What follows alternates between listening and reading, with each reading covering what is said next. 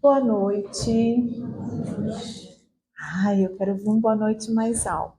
Boa noite. Boa noite. Ai, agora sim, que carinho, né?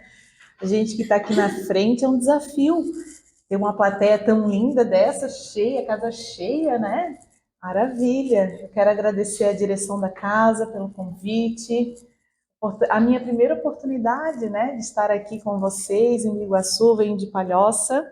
Nosso núcleo de estudo espírita Casa do Caminho, ele fica na CDL. Nós estudamos lá numa sala de estudo. Há 3 anos atrás a gente pensava, será que é possível realizarmos um trabalho da doutrina espírita dentro de uma instituição? E a gente ficou com aquela dúvida, né? A gente não tinha local, estávamos apenas um grupo de poucas pessoas iniciando e querendo fazer o bem. E onde fazer? Né? Então a gente ficava naquela de estudar na casa de um, estudar na casa de outro, e surgiu então a oportunidade de nós alugarmos uma sala lá, nesse espaço. E para nós foi maravilhoso, foi um desafio, porque até então a gente não imaginava se era possível, né? E aí por que a Michelle está falando isso?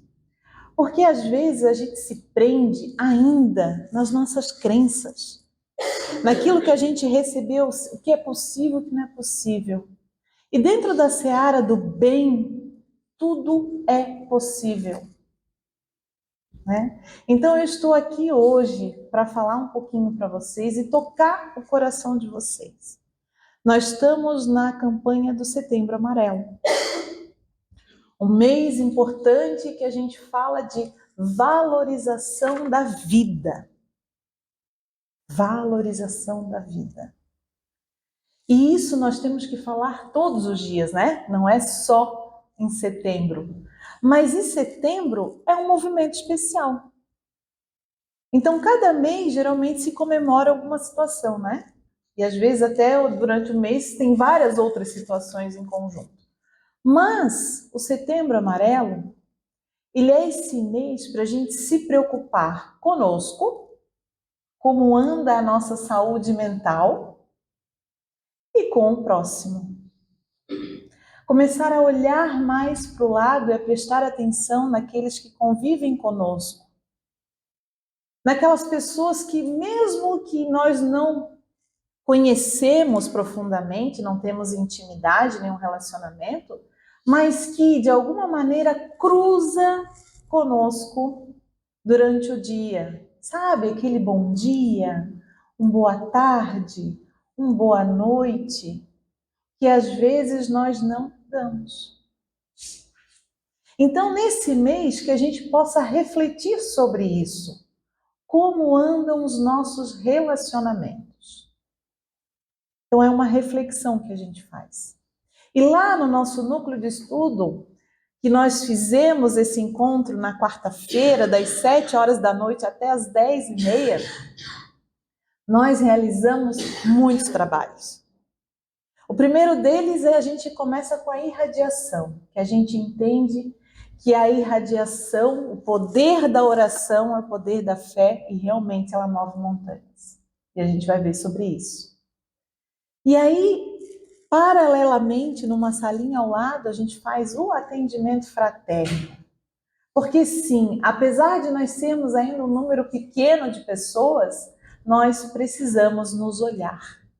Nós precisamos nos acolher. E às vezes, o nosso irmão ceareiro que está ao nosso lado não está bem. E a gente precisa olhar para ele, se colocar à disposição e atendê-lo. Então, também realizamos o atendimento fraterno. E depois a gente começa com o estudo do Livro dos Espíritos, para depois nós encaminharmos para a palestra doutrinária, depois a gente segue com o estudo da mediunidade e, por fim, fizemos o trabalho mediúnico. Tudo isso numa única noite. E a gente sai feliz da vida, realizado. E por que a Michelle está falando isso? Porque tudo é possível. Tudo é possível. Mas vocês fazem trabalho mediúnico dentro de uma sala de treinamento? Sim. Tudo é possível. Desde que você faça com o coração.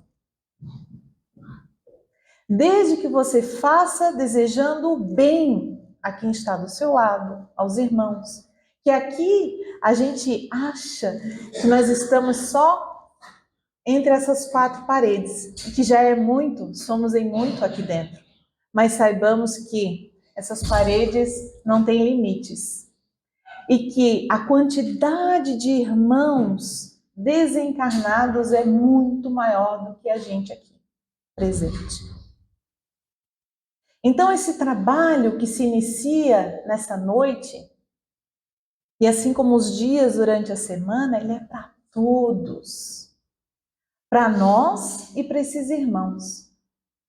E a tamanha é a nossa responsabilidade de virmos até aqui e trazermos esses irmãos também.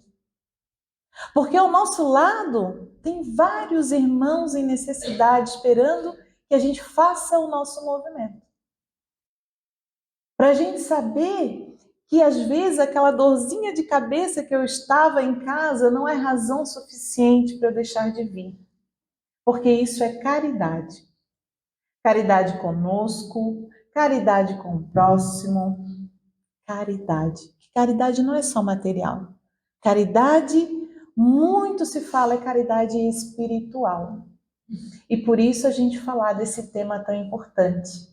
O abraço fraterno, o acolhimento, o sorriso, o bom dia, o boa tarde, boa noite, que muitas vezes não damos.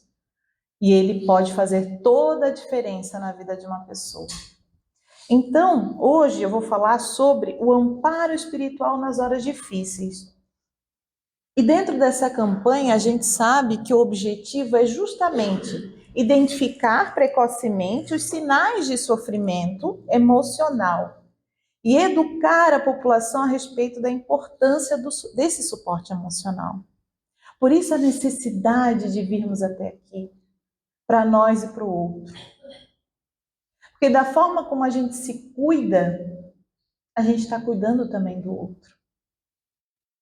Então, quando a gente faz e dá força para essa campanha do Setembro Amarelo, nós estamos aumentando a visibilidade do tema.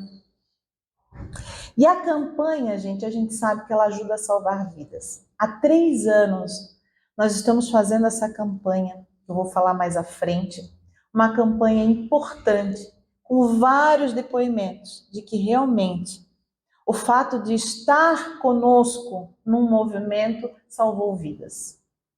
E aí a gente entende a importância de dizer sim, é possível. Mesmo que nós ainda não tenhamos uma casa física para se chamar de nossa, né? Sim, é possível. Tudo é possível. Dentro da seara do bem. E aí, quando a gente fala dessa temática, logo a gente se reporta a uma situação que é muito fácil de diagnosticar dentro dessa temática. A dor, o sofrimento. Né? Então, Joana de Ângeles nos relembra que a dor é uma mensageira da alma, que nos convida à transformação. E aí eu pergunto, quem aqui está vindo pela primeira vez num centro espírita? Alguém? Não? Olha só que maravilha, todos. Mas que a gente possa fazer esse convite a mais pessoas. Eu acho que o nosso desafio quanto espírita é a gente realmente multiplicar o nosso movimento. E a gente só consegue fazer isso destacando a importância dele. O estudo, ele deve ser aberto a todos. E a gente fala que o conhecimento liberta. Por isso que a gente faz o movimento que a gente faz. Porque ele não é só do espiritismo. Ele é para entendermos que nós todos somos irmãos e que nós todos podemos nos abraçar, nos acolher, nos entender. E que o conhecimento ele é amplo e é para todos. E aí nasce essa reflexão. A dor é uma experiência necessária para a evolução espiritual. servindo como um chamado para o autoconhecimento e o crescimento interior. Em vez de ser vista como um castigo, a dor deve ser encarada como uma oportunidade para refletir, mudar e aprimorar-se, aprendendo com as lições que a vida apresenta. Para quem não tem a sintonia do conhecimento que nós temos, porque aqui todos temos o conhecimento da doutrina espírita, por isso a pergunta que eu fiz antes, nós sabemos que a dor ela é essa mensageira da alma. Estou supondo que todos aqui estudem, frequentem o grupo de estudo, né? Então a gente sabe. E por mais que não saibamos, está lá gravado na nossa consciência. Mas precisamos abrir a caixinha para aquelas outras pessoas que não têm o conhecimento que a gente tem. O conhecimento, ele não serve só para nós. O conhecimento, ele tem que ser amplo e ele é para todos. Então, a dor humana e o sofrimento psicológico. A dor, então, ela faz parte dessa experiência humana e espiritual. Para nós que já temos acesso ao conhecimento da doutrina espírita, já é difícil da gente entender? Já é difícil da gente aceitar, quanto mais para aqueles que não entendem dessa forma. Então, a dor para essas pessoas, ela passa a ser um castigo de Deus. Tamanho absurdo de achar que Deus castiga, né? Então, quando se faz o movimento que a gente faz, ele é justamente para isso, para dizer da lei de causa e efeito, de que a dor é um aprendizado, de que a gente precisa dela, porque senão a gente não sai do lugar. Então aí, ó, a dor é a terapêutica, quando bem compreendida e aceita, nas palavras de Joana de Ângeles, no livro O Homem Integral. Então, muitas vezes, o sofrimento leva essa sensação de abandono, solidão, desesperança.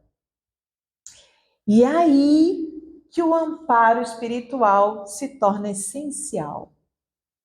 A dor, às vezes, vem justamente porque nós estamos distraídos com as questões da matéria.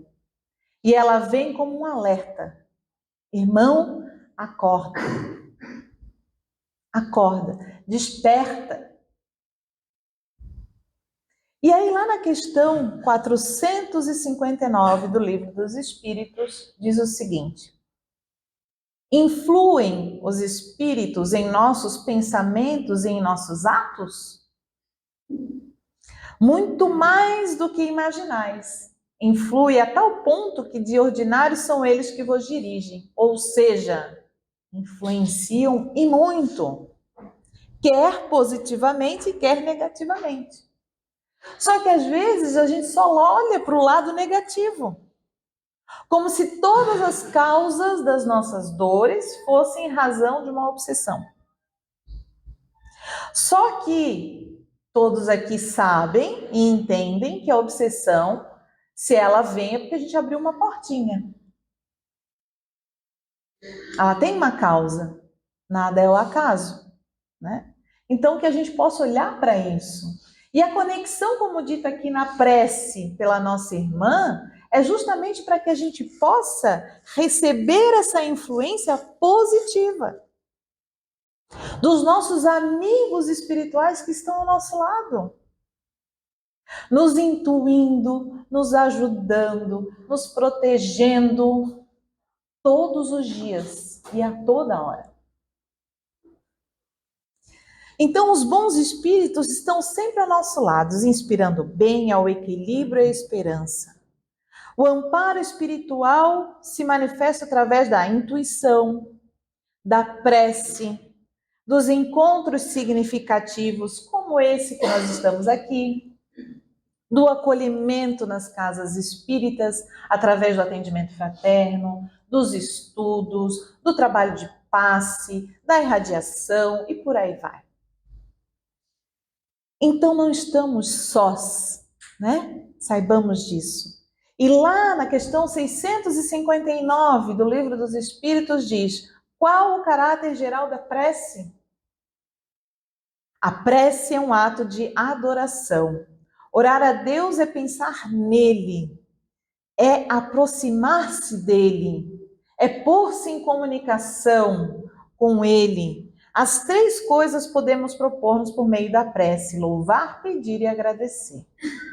Louvar, pedir e agradecer. Ou louvar, agradecer e pedir. Eu gosto mais dessa ordem, né? Então, a prece é esse meio de comunicação, essa ponte que nos liga ao mundo espiritual e à divindade. E essa influência se torna positiva em nossa vida. Basta que a gente aceite, basta que a gente se conecte, como dito aqui. A prece sincera, ela é então um bálsamo para a alma aflita. Ela não muda as provas, mas fortalece o espírito para enfrentá-las. Só que às vezes, por passarmos situações difíceis e desafiadoras, o que a gente faz? Muitas vezes a gente esquece da prece. Esquece. E aí a gente fica curtindo o sofrimento. Como se realmente estivéssemos abandonados. E nós não estamos abandonados. Então, que a gente possa incluir uma pausa breve para essa prece silenciosa durante os nossos dias. Ter esse momento conosco mesmo, de conexão interior, todos os dias. Estabeleça esse vínculo de você com seus amigos espirituais. Crie um compromisso. Estava vendo aqui, vindo para cá, na rua, estacionei o carro aqui na frente, e aí eu estava vindo, na minha frente tinham duas meninas, atrás tinha mais uma moça vindo, e aí eu estava pensando assim, me veio alguém falar assim, gente, parece academia espiritual, né? Todo mundo indo para academia para ter um corpo e qualidade de vida, ok, isso é necessário, mas a academia aqui espiritual também é necessária, né? E aí eu estava vendo as meninas trazendo as suas garrafinhas de água da mesma forma. Então é sobre isso, né? Nós precisamos desses momentos, né? E lá na questão 660 do Livro dos Espíritos também diz o seguinte: a prece torna melhor o homem? Sim, porquanto aquele que ora com fervor e confiança se faz mais forte contra as tentações do mal e Deus lhe envia bons espíritos para assisti-lo. É este um socorro que jamais se lhe recusa quando pedido com sinceridade. A prece sincera. E a sinceridade vem de onde?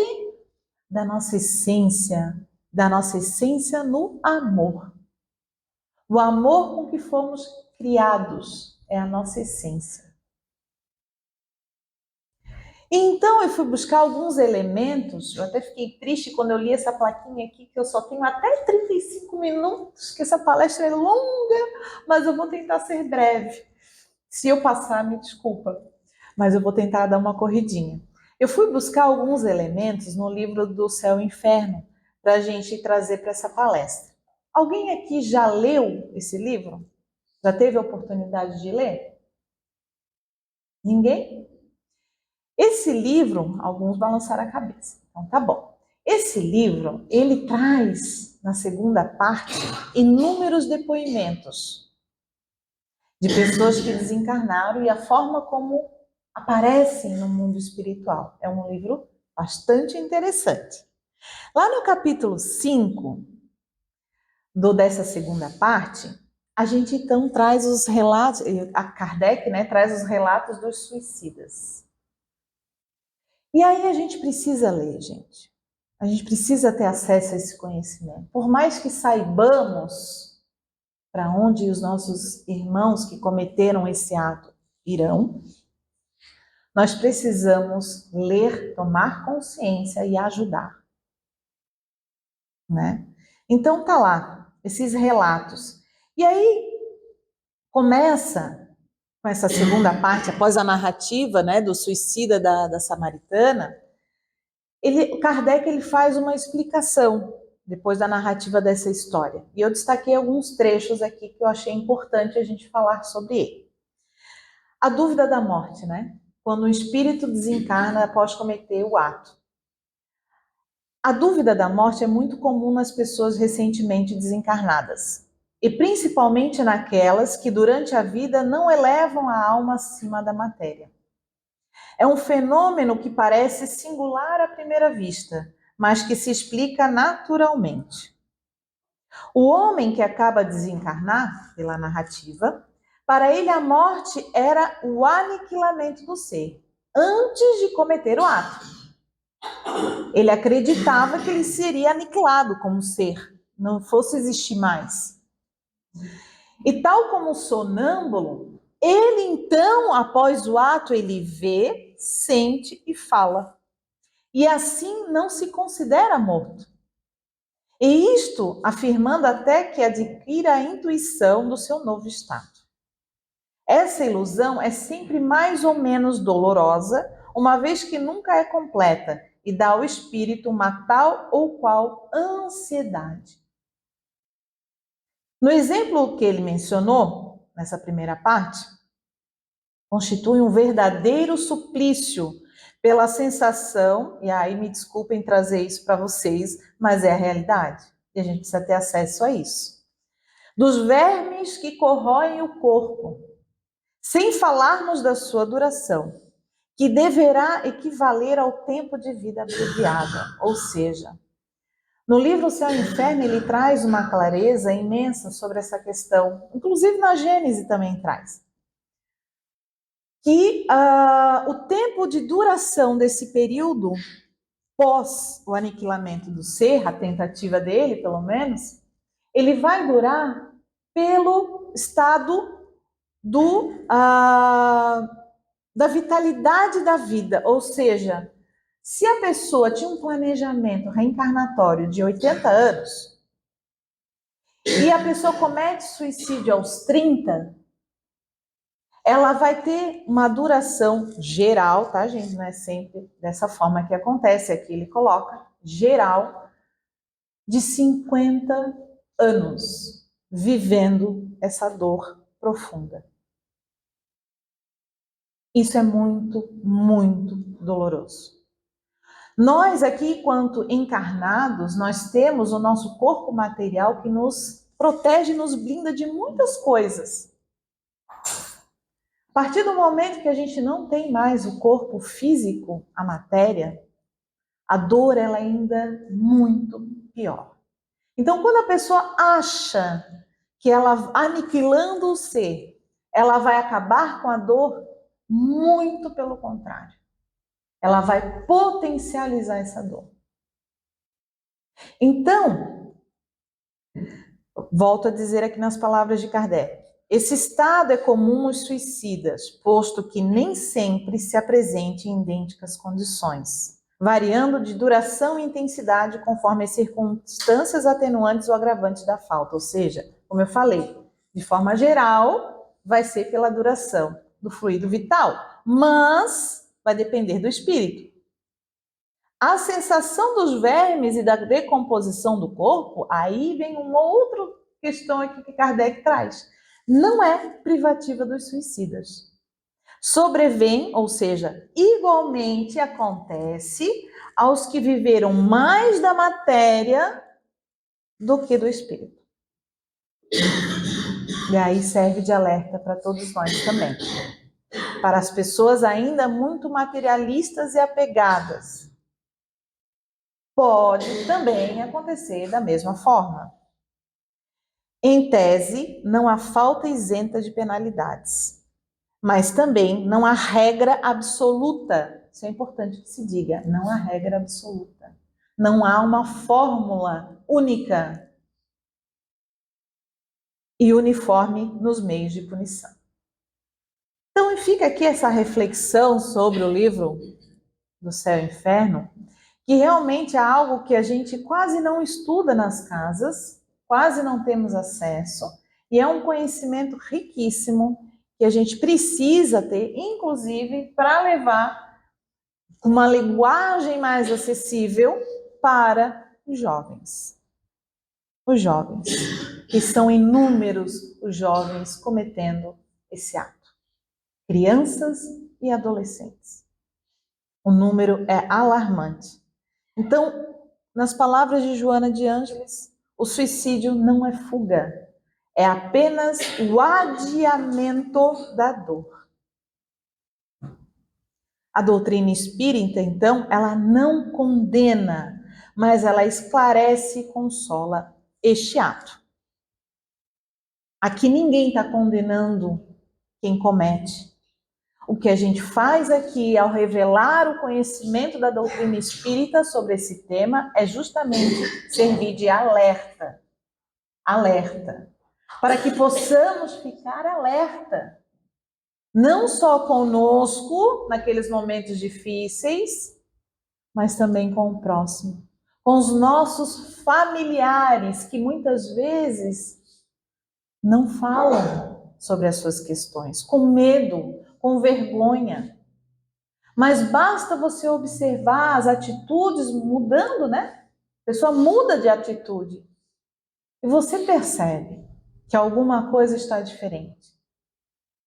Perca um tempinho da sua vida para escutar. A doutrina espírita, então, ela serve para isso, para trazer esse acolhimento. Escuta. Né? Essa escuta através do atendimento fraterno que é maravilhoso. O passe, o estudo da doutrina, que vira um grupo terapêutico, né? Que é maravilhoso. E essa convivência fraterna, como nós fizemos aqui, porque a casa, aqui, essa casa, ela é frequentadora dos movimentos que a gente faz lá em Palhoça. Né, irmãs? E a gente se vê, esse convívio fraterno entre as casas é riquíssimo e precisa ser feito. Né? Que a gente possa cada vez mais ampliar as paredes das nossas casas. Não criar muros, mas pontes. Para que a gente possa se ajudar fraternalmente. Vocês aqui estão há quantos anos na casa? 30? Uau! Então somos 10% da história de vocês. 30 anos fazendo o bem, a caridade, acolhendo. Não começou ontem, né? E vocês aqui dão um exemplo magnífico quando se unem a outras casas como a nossa para nos ajudar. Porque nós precisamos. E o movimento, ele cresce a partir das pessoas, do movimento que a gente faz, de abrir os nossos corações para o movimento espírita tão importante e necessário. Então, essa solidariedade é mais eficaz terapia para os males da alma. E é com esse espírito de solidariedade, já vou me adiantando porque já acabou meu tempo, que eu vou finalizando dizendo nas palavras de Joana de Ângeles, não há noite tão longa que impeça o amanhecer. O sol voltará a brilhar, sempre. E a tempestade tem dia e hora para acabar. Ela é muitas vezes necessária, assim como a chuva que molha as plantinhas, e aí nós estamos vivendo esse período porque a primavera está chegando. As flores precisam desabrochar. E nós somos essas flores e precisamos dessa chuva, às vezes de tempestade, para também desabrochar. E aí eu falo aqui sempre desse serviço humanitário fraterno, do Centro de Valorização da Vida. E esse serviço, gente, é disponível 24 horas por dia em todo o Brasil. Quem não conhece, veja um pouquinho mais sobre a CVV na internet e divulguem ao máximo possível de pessoas, porque a gente nunca sabe do sofrimento do outro, A gente não pode julgar o livro pela capa. Achamos que o sofrimento ele é exclusivo dos menos favorecidos, das pessoas que têm depressão, das pessoas que foram violentadas ou traumatizadas por alguma razão, mas não é. Todos nós sofremos. Todos nós carregamos os nossos perrengues, as nossas mazelas, os nossos desafios. Então, esse serviço ele é para todos. 188. Ele é gratuito e salva vidas. E aqui deixo, então, o motivo da razão pelo que eu estou com esta camiseta do Setembro Amarelo, que é falar sobre a caminhada pela vida. Esse movimento eu faço de um projeto particular que eu tenho meu, mas eu faço especificamente para o Núcleo do Estudo Espírita Casa do Caminho, como uma forma solidária de ajudar tanto o núcleo quanto as pessoas. Nós estamos no nosso 3º ano já, e a cada vez que nós fizemos esse movimento, mais temos a certeza da importância dele, porque é necessário, precisa e salva vidas. Então, faça esse convite para vocês, ele é essa união de esforços com o nosso núcleo. Como eu disse, é um movimento solidário, toda a renda, o lucro do evento, ele é revertido para o nosso núcleo do estudo espírita, né? Para que a gente possa um dia, quem sabe, chegar a ter uma casa linda como essa, né? E lá neste dia 28 de setembro, dia 28 de setembro, é um domingo de manhã, das 9 às 11 horas da manhã, estaremos lá recebendo a todos com um centramento e uma mensagem inicial, com uma palestra relacionada à temática. Depois a gente faz um alongamento, um aproveitamento da conexão que lá tem, maravilhosa, lá no Lago da Pedra Branca, com a natureza. Depois a gente sai a caminhar pelo Lago da Pedra Branca, eu acho que dá uns 40 minutinhos que a gente faz aquele caminhar lento, sabe? Aquele caminhar gostoso, porque o propósito é ajudar. E cada vez que a gente sai para fazer essa caminhada, a gente coloca uma dinâmica junto. Ano passado, nós entregamos para os participantes um balão com uma mensagem dentro. E nós fizemos a dinâmica que cada um, ao pegar o seu balãozinho, vazio ainda, colocasse o seu sopro de vida naquele balão e entregasse para uma pessoa que ela se conectasse. Né? E a gente pedia para que se conectasse com pessoas diferentes, né? De 2 em 2, cada um ia seguindo aquela trilha. E as conexões foram lindíssimas, cada depoimento. E quando chegavam, as pessoas estouravam seu balãozinho e pegavam a mensagem. E a gente ainda pedia para que no caminho elas trocassem o balão. E aí tivemos uma choradeira lá de coisa linda, de emoção mesmo, que acontece nesses encontros. E aí o final, obviamente, que tem aquele café delicioso, porque todos nós espíritas adoramos um café delicioso, né? Aquele cafezão maravilhoso, porque muita gente nos ajuda, muita gente. Muitas empresas que sabem da importância de falar sobre saúde mental e de valorizar a vida, porque está acontecendo um problema em massa. As pessoas estão cansadas. E esse cansaço e esse vazio existencial pode levar a situações terríveis. E aí aqui, nessa inscrição, a gente entrega para todos os que se inscrevem uma eco bag linda, com uma camiseta maravilhosa, essa aqui foi do ano passado, né? Faça essa divulgação, porque eu acho que é um mimo, que cada um carrega como uma lembrança desse dia, né? E aqui está o local, acho que a maioria de vocês conhece, né? E aqui foram alguns registros que a gente fez desde 2003, que a gente está com essa caminhada. No primeiro encontro a gente teve 40 pessoas, no segundo encontro já deram 80 pessoas, já não couberam nem na nossa foto. Então é um movimento lindíssimo que a gente faz lá.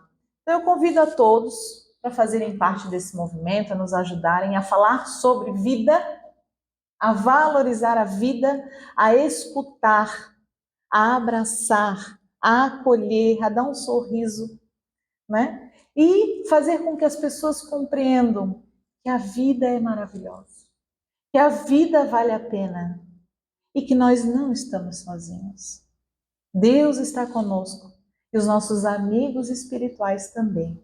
E nós temos aqui, uns aos outros para nos ajudar. Por mais que às vezes a gente se sinta só, nós não estamos sós. Basta que a gente abra o nosso coração e a ajuda virá, sempre. Faça a sua prece, se conecte, que a ajuda virá. Agradeço os olhares de carinho. O cartaz já está lá na frente, penduradinho, com QR Code. E peço a vocês para nos ajudar a fazer um movimento lindo, dobrando ainda essa quantidade de pessoas que nós tivemos ano passado, porque realmente esse movimento vale a pena. E levem para suas famílias. Levem para suas famílias. Porque a gente não sabe, às vezes a dor está bem do nosso lado e a gente não tem consciência. Bom, muito obrigada. Fiquem todos com Deus. Que assim seja.